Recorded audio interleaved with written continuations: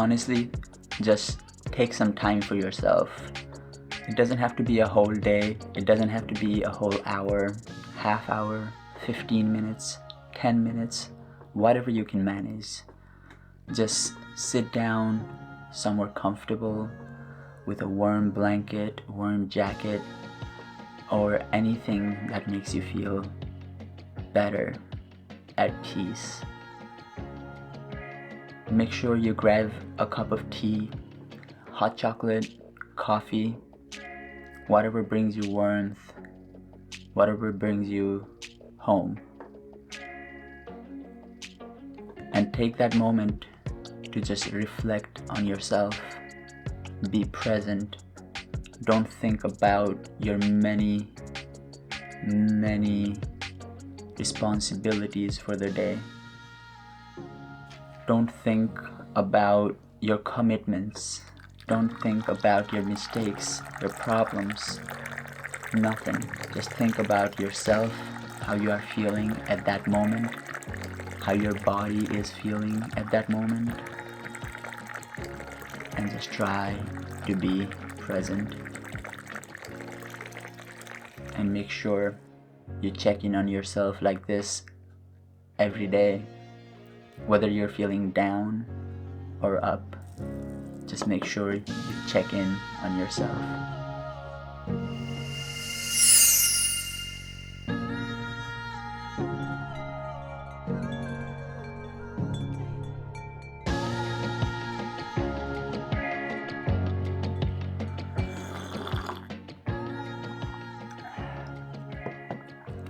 So the winter is here, guys, and that means so is seasonal depression, right? Academically known as seasonal affective disorder and commonly known as seasonal depression is actually quite common of a condition among people all over the world. And most of us associate this seasonal disorder as like winter depression, right? Because most of us seem to feel down and depressed during the winter, especially here in America and a lot of the world. However, one thing I found out is that some people feel this same way in the summer. Some people are actually depressed in the summer and more normal and content in the winter, which for me is ridiculous because I'm a July baby, so I absolutely love the summer. I could literally live somewhere where it's summer all year round. But today we'll talk about seasonal affective disorder, how to manage it, how to try and prevent it, what it really is, the factors that affect it, and everything else like that.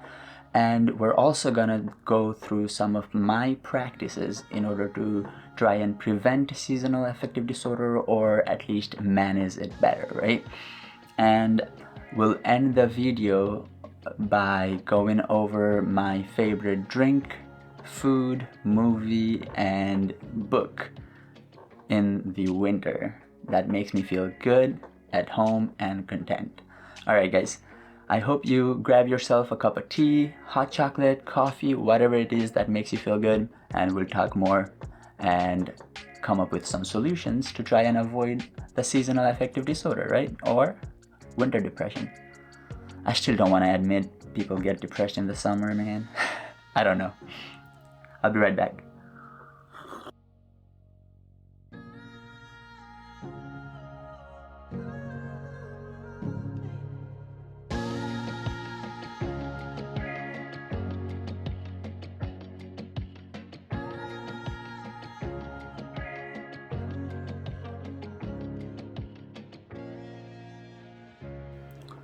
So what is seasonal affective disorder, right? It's commonly known as seasonal depression, and why it's different from most forms of depression is because most depressions are onset either due to a climactic event that happens in a person's life, or it's onset randomly due to chemical imbalances in people's life, or some people have persistent depression that is present all the time in their lives, right? However, seasonal depression or seasonal affective disorder is onset only during certain periods of the year, in certain seasons or certain months, for whatever reason, right? And that's pretty much the only difference to actual depression, that it's onset only in specific periods of the year.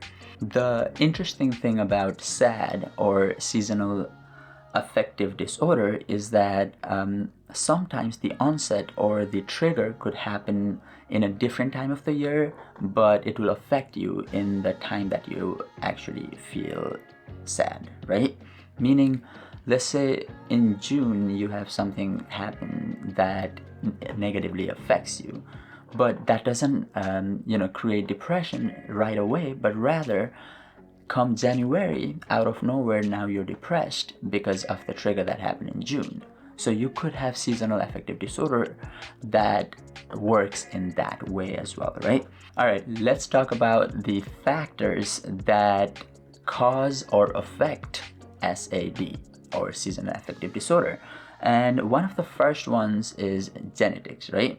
Let's say you are of Northern European descendant, then most likely you don't have seasonal affective disorder in the winters. You might have them in the summers because your genetic has evolved to protect you from SAD during those winter months in Northern Europe, where sometimes there's barely an hour or two of sunlight, right? And that leads me to one of the major factors, sunlight, or vitamin D that we get from sunlight, right? The amount of vitamin D we get during winter months seems to really affect the onset of seasonal affective disorder. In most of the research that's been done around it, it seems that people in warmer climates tend to be less affected by seasonal affective disorder, and people in colder climates seem to be more affected by it. Let's say you go from Florida in the United States, where there's about 1.2% of people that are affected by SAD, versus in PA, where there's 5 or 6%. In Maine, it could be 9%, right? And that is a very interesting thing to notice, but something that we've always known, right? Vitamin D is very important for our mood in order to balance depression, anxiety, and everything else, right? To regulate our emotional and hormonal levels in the body. So vitamin D seems to be a great factor that affects and is very closely related to seasonal affective disorder. The other thing that seems to be related to SAD is location, right? But I think location comes down to the amount of sunlight as well, right? Yes, like the higher up you go in latitude, there seems to be more cases of it. But when you look closely at some of these areas, what you notice is places that get more sunlight seem to be affected less by SAD, right? And that's another interesting thing to note about sunlight and how important it is in our system, right? And of course, the other thing is food, right? What you eat definitely seems to affect, SAD and everything else like that. For example, they did notice that, depression seems to affect your idea of food differently at different seasons and whatnot, because in the winter people tend to actually want to eat more carbohydrates, right? And that seems to result in weight gain, which seems to create this cycle of depression again, right? And in the summers, people tend to not eat as much and whatnot. People seem to sleep less, versus in winter they seem to sleep more, and all of this creates and affects seasonal affective disorder, right? Now that we kind of understand what seasonal affective disorder is, I want to go through some of the common solutions in terms of what is practiced all over the world. The main one, I think probably one of the most important ones, is taking your vitamins, right? Vitamin D supplements are very, very essential to making sure that your mood is regulated and you are happy and content all year round, right? Especially during the winter, when we tend to get less sunlight, when we tend to go out less, we definitely need to make sure that we take the recommended amount of vitamin D supplements, right? And it's been proven in many clinical tests, it's been proven all over the world that vitamin D supplements do help with our immune system, do help regulate our mood and hormones, and just help regulate the human system in general, right? Now, the second solution that seems to be pretty common that I had no idea about is light exposure therapy, right? Apparently, if you take a certain lumen of light and expose it to a human system, then it is supposed to create a release of cortisol and serotonin and reduce the effects of depression. So in winter, a lot of patients are treated to this light exposure therapy, and it seems to work very well in research and in lab and clinical conditions. However, there seem to be some products out in the market that people can buy that they can use to try and reduce depression or any of its onset at home, right? Which is really awesome. And pretty much it's like a box light that you have to sit in front of for like an hour or so, and it's supposed to drastically reduce the onset of depression or any kind of dramatic negative thoughts, right? And the third thing is well-regulated sleep.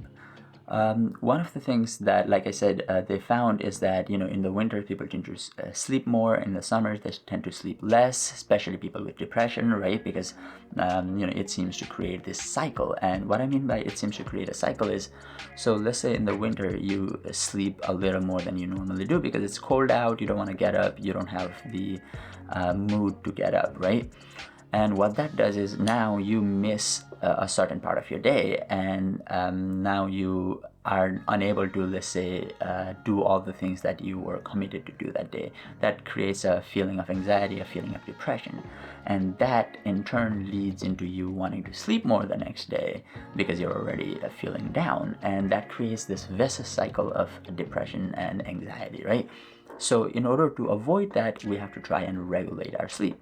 So we need to try and create a sleep schedule, go to bed at the same time, wake up around the same time throughout the year. That way, you're not letting your sleep affect your depression, right? There's so many factors that seems to affect depression and our mood. Why would we not control our sleep cycles, right? It's something easy, something approachable that we could control. So let's try doing that, right? And the fourth thing is proper diet, right? And diet is pretty similar to sleep in that it creates this vicious cycle, and it's different in summers and winters. Like I talked to you guys about it already, in the winters we tend to eat a little more and then we gain a little bit of weight. It creates a little bit of depression, sadness, and in turn it leads to more and more cycles of depression, right? So in order to avoid that, we need to make sure we are taking care of our diet. We are being mindful of our diet, right? Not that you have to eat the same food in the summer and in the winter, but rather make sure that you are getting enough nutrients to get you through the day, get you through the season, right? Because in winters, your body has different dietary needs in order to, complement the season of coldness, and, it needs to regulate its temperature better. So it probably does need more food, and that's probably why we crave more carbs during the winter. However, one of the main things to try and regulate would be sugar, right? Because sugar creates unregulated peaks in our glucose level in our body. And what that does is it affects our mood and makes us more irritable. And it's been proven in many clinical trials that, sugar level does affect our mood, right? So definitely regulate the amount of sugar we take so that we're not irritable, and in turn create these moments of anxiety and depression and go on this vicious cycle that pulls us down into seasonal affective disorder. Alright, now that we went through the factors, the common solutions and everything, I want to tell you guys the practices that I have created over the years to try and prevent and regulate these episodes of seasonal affective disorder, right? Or these seasonal onset of depression, right? And these things are very helpful to me, and I'm pretty sure they're going to be very helpful to you as well. So definitely try some of these out. Let me know in the comment section what do you guys think about these and everything, right? My favorite one of my practices is to check in on yourself. And what do I mean by that? Well, during winter, or honestly any time of the year, you have to make sure that on a daily basis you give yourself some time to check in on yourself. It doesn't have to be a whole day, it doesn't have to be a whole hour. It could be a half an hour, 15 minutes, even 10 minutes, right? All you have to do is sit somewhere comfortable with a cup of tea, hot chocolate, or anything else that makes you feel calm and comfortable, and just give yourself the moment to be present. Be in the moment, be involved in your breathing, in your body, just try to feel how you are feeling. Try to reflect on the moment. Try to reflect on what you are thinking, what you are feeling at that moment, and forget about everything else, all the commitments for the day, every form of your routine or anything else. Just forget about it. Just take that moment to sit down, to be present, to check in on yourself, to see how you are truly feeling.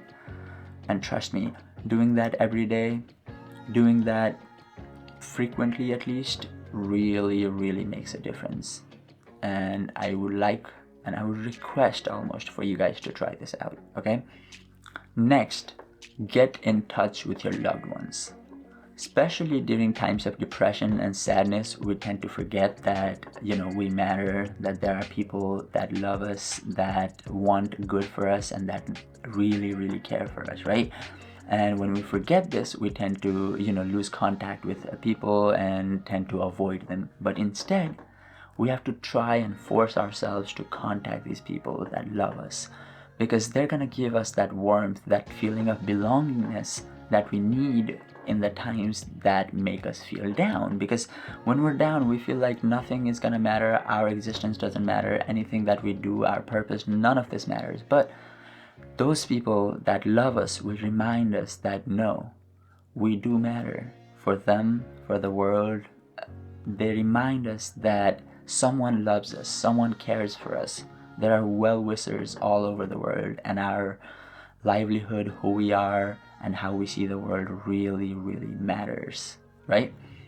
That's very important. So call your grandma, call your parents, call your sister, call your best friend, whoever it is you want to call them, tell them you love them, tell them that they matter, because you want them to feel that same way as well. Because hey, who knows how many people in this world are depressed? Who knows if someone in your family is depressed that you've never talked about, right? So just give someone a call, tell them you love them, and tell them you care. It could change somebody's life. It could be the matter of life and death sometimes, right? But make sure you call your loved ones. Make sure you get in touch with them.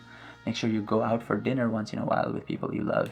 Make some food at home. Have a warm movie session with people you love. Just do something that brings you that closeness, that warmth, something to deflect that seasonal depression, right?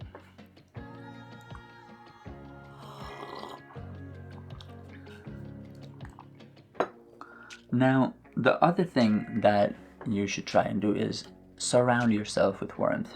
That kind of goes off of my earlier point, right? Be in touch with people that love you.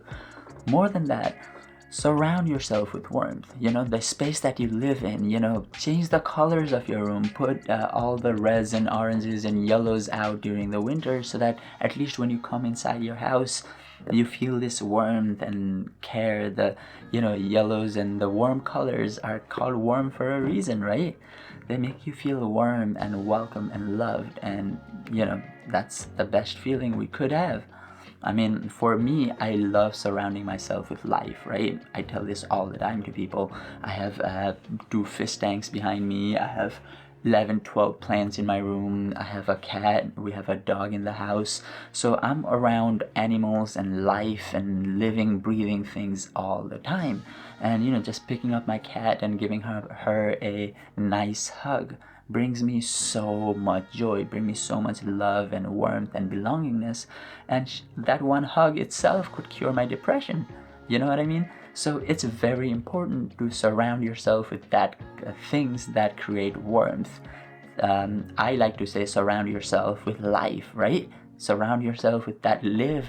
Because, like I know that my fishes, my kitty, my dog depends on me. So, I want to be present for them, right? I want to be able to take care of them.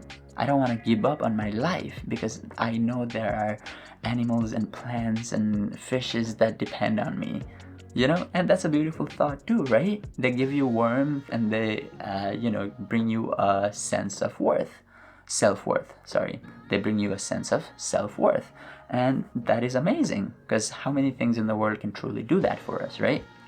So we should definitely remember to try and surround ourselves with warmth. Have so many plants in your room. Honestly, plants are amazing too, because they give you oxygen at night, and they clean the air and everything. So they're very good. They help with sleep and everything. Honestly, read up on how good plants are, by the way, especially in your living space. They're amazing for you.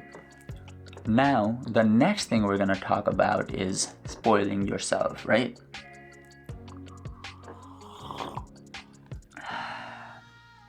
So, what do I mean by spoiling yourself? Well, sometimes, especially when we're down, we tend to forget to take care of ourselves. People go days without showering or changing out of their clothes or anything else like that because they're so depressed, they're in their bed, they can't move out, they can't get out, they can't do anything. So at that time, we have to try to force ourselves to do something good for us, right? Go take a warm, nice bath with candlelight, amazing music, that's something that I do on a regular basis, right? When I go take a shower, I bring one of my electric candles because I don't want a regular candle in there, and I play some good relaxing spa music, and I just take a nice shower every day like that. And when I come out of that shower, I feel so good, I feel relaxed and ready to go out and do whatever I want to do, right?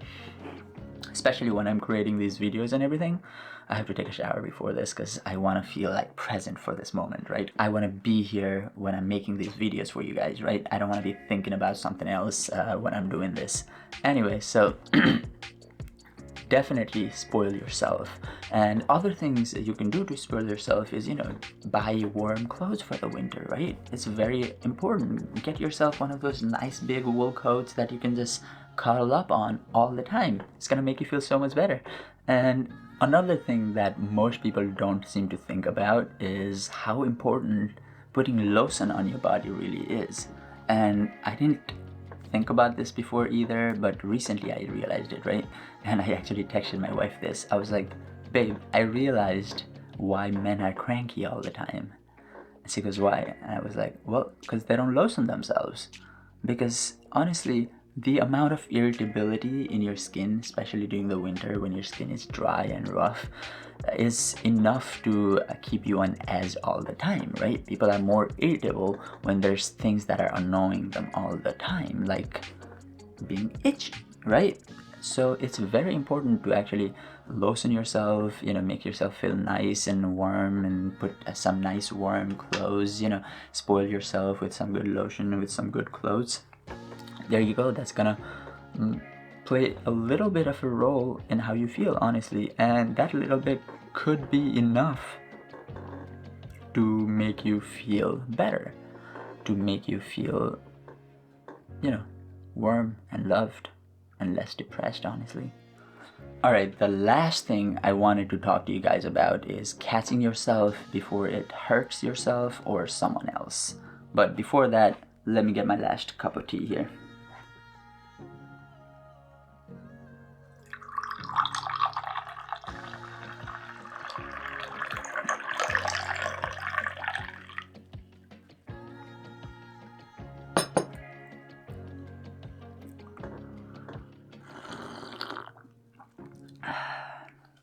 All right, so let's talk about catching yourself before it hurts yourself or somebody else, right?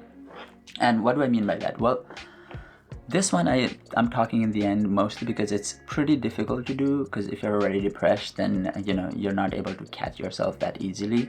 But to those of us that are dissociated enough, those of us that can see ourselves separately, what we want to try to do is, let's say we have these moments when we see ourselves getting down, see ourselves not feeling the best. We can take proactive action before it gets too far, right? We can, do things like, sit down and write a diary to try and feel better. Call your grandma, try to do all of these things that we talked about and try to make ourselves feel better before it gets too bad, right? We can, do multitudes of things to try and prevent it from getting worse. But for that, we have to make sure we catch ourselves before it's too late, right? Every time we feel down, we have to take that time to check in on ourselves so that we can catch ourselves before it's too late. We have to make sure that we are observing our emotions and feelings and moods and our thoughts, and writing them down, reflecting on them all the time, so that they're not spiraling towards this negative cycle, towards true depression, right? Towards seasonal affective disorder, right? We have to try to manage it, try to prevent it before it's too far gone. Anyway, now, before I go, I'm gonna tell you guys about my favorite drink, my favorite food, my favorite book, and my favorite movie in the winter to make myself feel better, make myself feel warm, loved, and cuddled. All right, I'll be right back. All right, guys, I hope you guys liked my videos so far. Make sure you leave a like, leave me some comments, share this video with whoever you think is gonna, find this fun, interesting, and informational. Make sure you subscribe to my channel and follow my journey here on YouTube. But before I go, let me tell you my 4 favorite things for the winter. My favorite thing, chai. Being from Nepal, the taste of cardamom, cloves, cinnamon in this warm milk tea is best thing ever. Second, my favorite food, honestly, anything spicy. Indian food, Mexican food, Mediterranean food, even spicy Italian food, because spices warm you up and spices make you feel better in the winter. I love them. Third thing, my favorite movie. Well, it's not my favorite movie of all, however, it's one of my favorite movies to watch in the winter, and it's When Harry Met Sally, because it's funny, it's warm, it's cliche, it's romantic, it's sappy, everything you want in the winters, everything you want when you're feeling down and depressed, right? And my favorite book series, just drum roll, is the Harry Potter book series to read in the winter. I mean, honestly, it's set in England, right? It's pretty cold in there, so you kind of feel a vibe with them, and it's just a warm, homey book or series, right? I mean, I grew up with the series. I've watched all the movies plenty of times. I've read the books plenty of times, and I just love going back to those books, especially in the winter, because they make me feel better. So, chai, spicy food, When Harry Met Sally, and Harry Potter, my 4 favorite things in the winter. Alright guys, I hope you come back to more videos like this, but till next time, have a great day, have a great week, I'll see you soon.